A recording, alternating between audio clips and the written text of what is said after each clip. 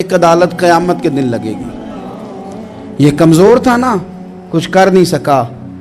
میرے نبی پاک صلی اللہ علیہ وسلم نے فرمایا، سن لو، اگر سینگ والی بکری نے بغیر سینگ والی بکری کو تکلیف دی ہوگی نا تو قیامت کے دن اسے بھی بدلہ دینا پڑے گا کہ تیرے پاس سینگ تھے اور تو نے اسے مارا تھا۔ حضرت عائشہ صدیقہ رضی اللہ تعالیٰ عنہ فرماتی ہیں، ایک عورت تھی، وہ بڑی باتیں سناتی اور آخر میں کہتی، وہ ہار والا دن بھی بڑا عجیب دن تھا اور میرے رب کی قدرتوں کا دن تھا، وہ بھی بڑا عجیب دن تھا۔ سیدہ عائشہ صدیقہ رضی اللہ تعالیٰ عنہ ایک دن فرمانے لگی کہ تو ہار والے دن کا بڑا ذکر کرتی ہے، وہ کیا دن تھا؟ تو خاتون کہنے لگی، اماں جی وہ دن تھا جب میرے رب پر بھروسہ اور مضبوط ہو گیا، جس دن میرا اپنے رب پر توکل اور بڑھا، میرے ایمان میں یقین میں اور پختگی آئی۔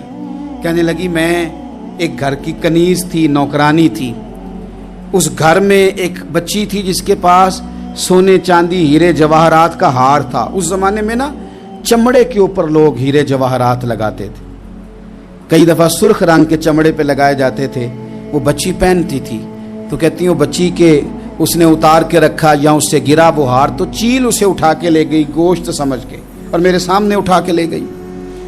گھر والوں نے مجھ سے پوچھا، یہ بخاری میں موجود ہے، گھر والوں نے پوچھا مجھ سے کہ وہ ہار کہاں ہے، تو میں نے کہا چیل اٹھا کے لے گئی۔ گھر میں کچھ چوری ہو جائے تو سب سے پہلا الزام کس پہ لگتا ہے؟ ملازمین پہ۔ کہتے انہوں نے مجھے بڑا مارا، بڑی تکلیف تھی، حتیٰ کہ میری شرمگاہ تک کی تلاشی لی، میری عزت اتنی خراب کی میں بتا نہیں سکتی۔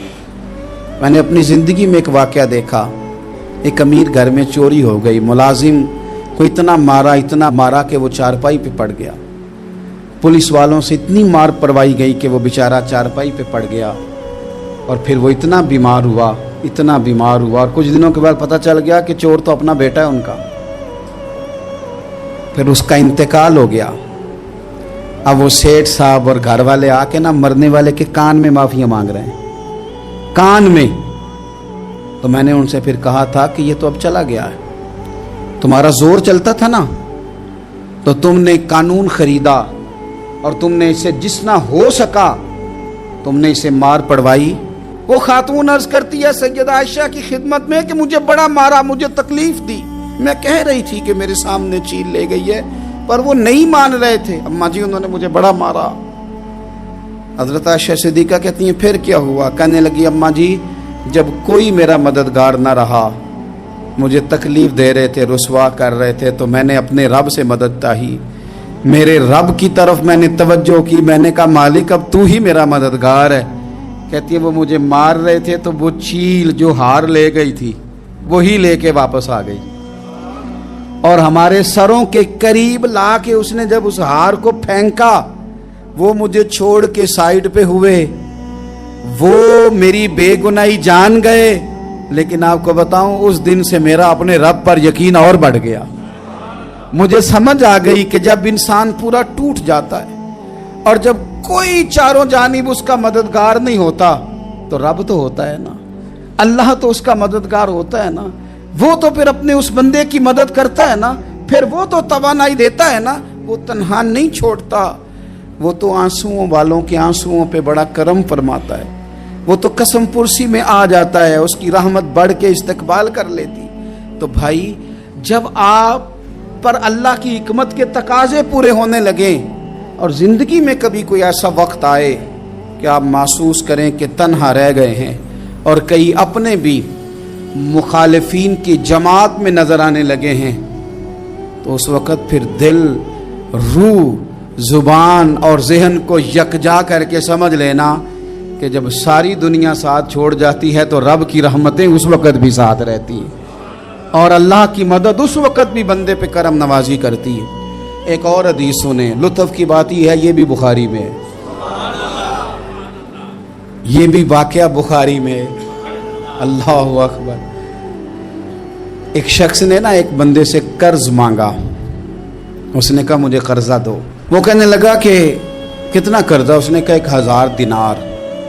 دینار سونے کا ہوتا تھا، درہم چاندی کا ہوتا تھا، 1000 دینار چاہیے۔ اس نے کہا کوئی گواہ ہے تیرے پاس؟ غریب کا گواہ بھی کوئی نہیں بنتا. کبھی الجھ جائے نا کوئی بندہ تو کئی اپنے بھی کہہ دیتے ہیں کہ ہم اس کے قول فعل کے ذمہ دار نہیں ہیں. ایک غریب آدمی کو قرض کی ضرورت پڑ گئی, 1000 دینار چاہیے. میں کہہ چکا ہوں کہ درہم چاندی کا ہوتا تھا, دینار سونے کا. اب 1000 دینار لینا ہے. تو جس بندے سے اس نے کہا, اگرچہ وہ نیک بندہ تھا, اس نے کہا یار 1000 دینار دے دو. تو کہنے لگا کوئی گواہ ہے تیرے پاس؟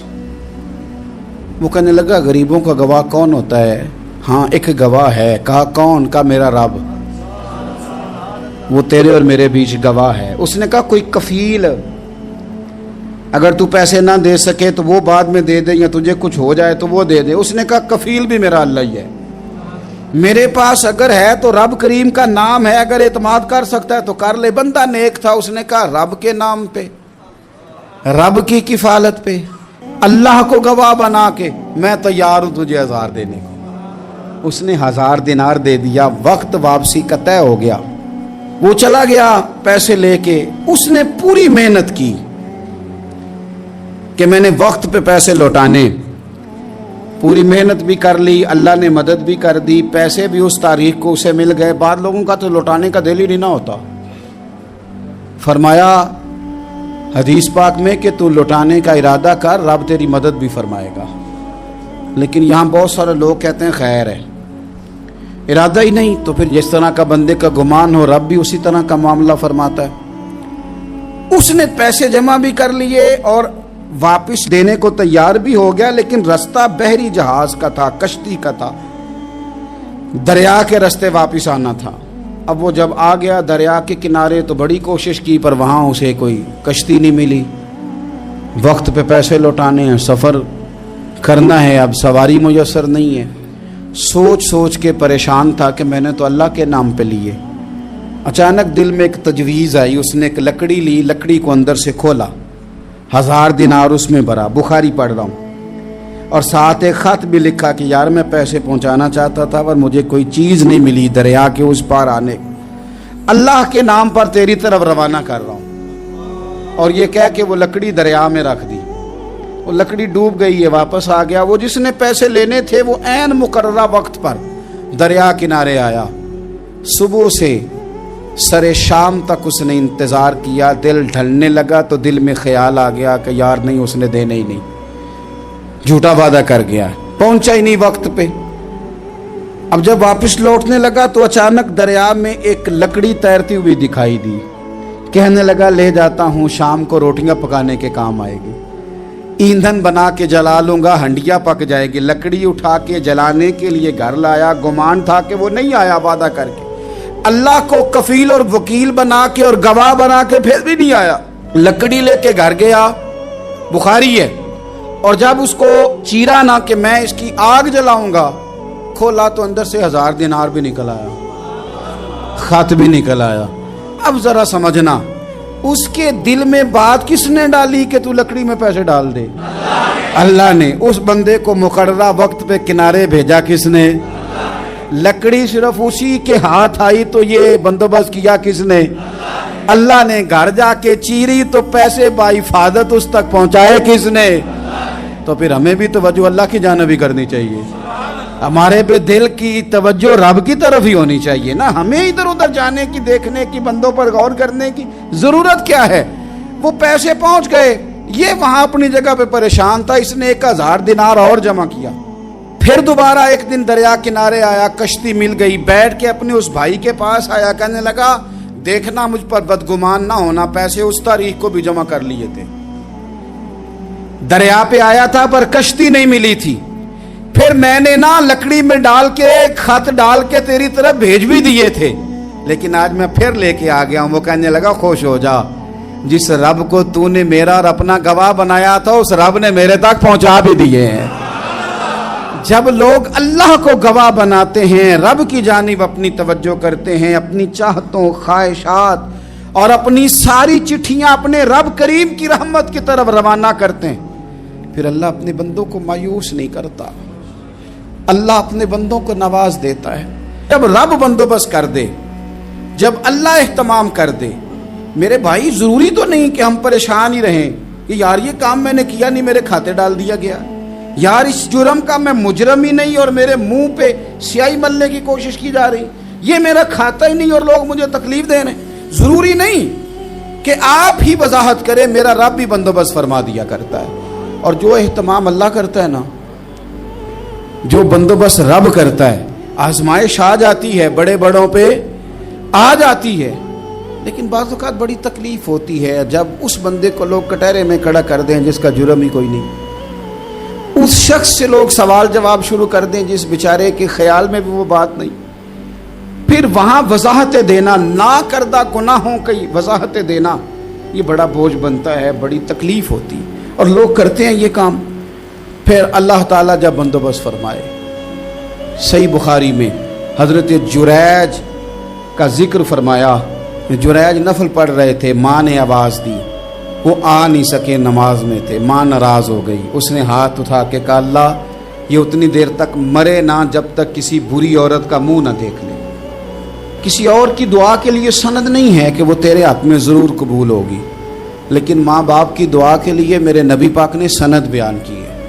سید عالم صلی اللہ علیہ وسلم فرماتے ہیں جب بھی ماں باپ اولاد کے لیے ہاتھ اٹھاتے ہیں رب ضرور قبولیت کا شرف عطا کرتا ہے.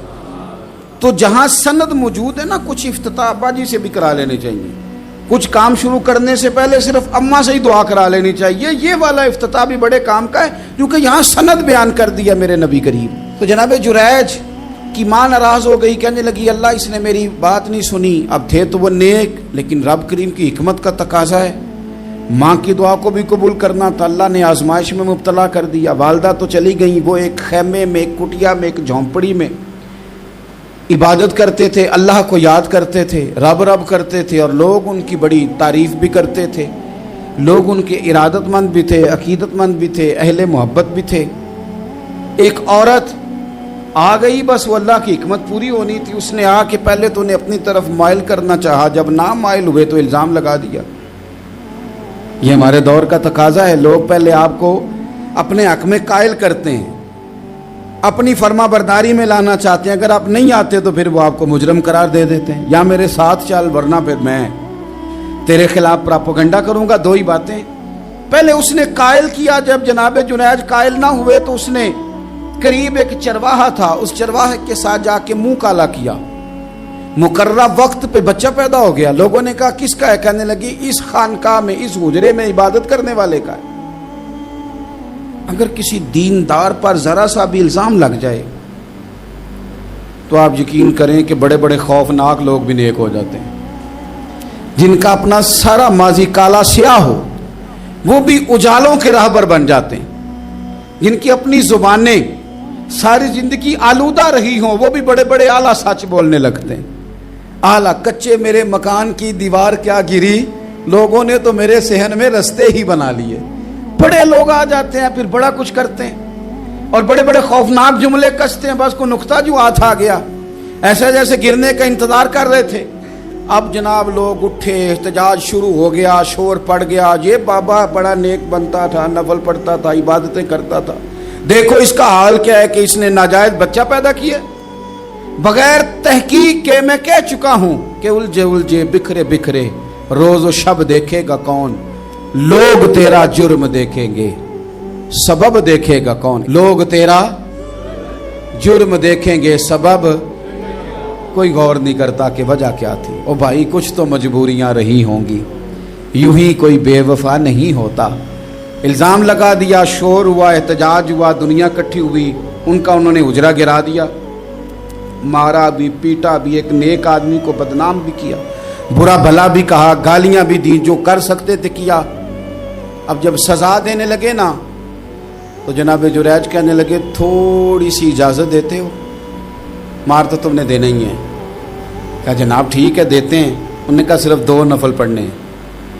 اب وہ نفل پڑھ رہے تھے تو لوگ اس وقت بھی کہہ رہے تھے فراڈ ہی کر رہا ہے, دھوکہ ہی دے رہا ہے.